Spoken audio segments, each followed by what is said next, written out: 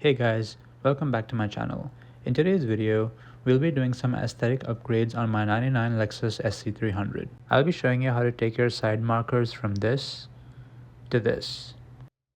The process should be the exact same for any Lexus SC 300, SC 400, or a Toyota Soarer.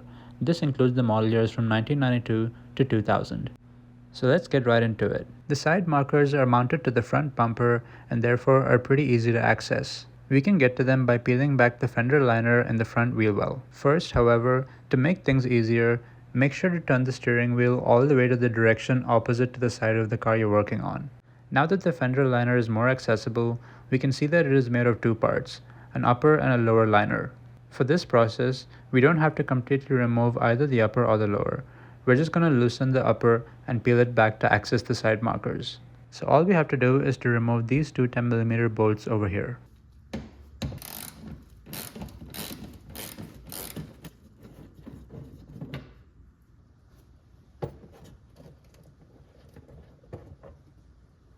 Once you do that, you can now peel back the upper fender liner as shown.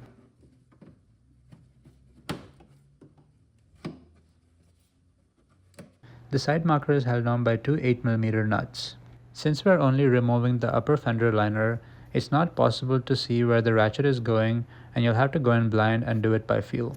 I found that using a short extension on the ratchet helped a lot.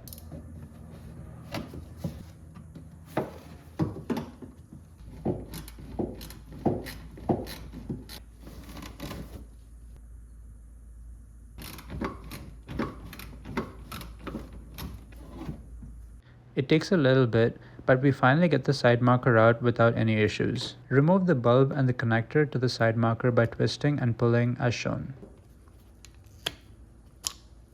You also need to pull the bulb itself out so we can install our new LED side marker. Here is the new marker that we're going to be using. Installation is pretty straightforward. All you have to do is push this male connector into the female side we removed the bulb from. Keep in mind that LEDs are polarity sensitive and they only work one way. You'll just have to guess and hope it works on the first try. Now let's go and test the LED out to make sure it works. As you can see, I got it right on the first attempt. If it doesn't work for you, simply remove the male connector, flip it 180 degrees, and then plug it in and try again. It should work. Now that we've tested the marker out and make sure it works, we can start mounting it to the bumper. Remove the plastic cover, insert the connector into the housing, and then twist to secure it as shown. Now you can push the side marker into place on the bumper as shown.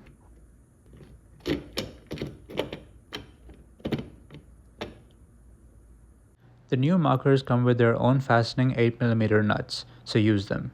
Again, you will have to go in blind into the fender liner, but mounting the side markers is much easier than removing them.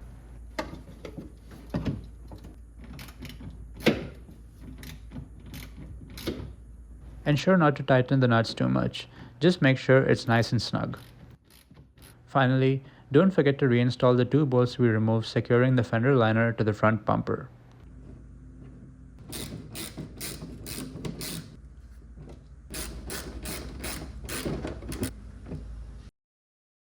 So that completes the installation. I hope you enjoyed the video and found it informative. If you liked it, don't forget to hit the like and subscribe button down below. Thanks for watching, and I'll see you guys in the next video.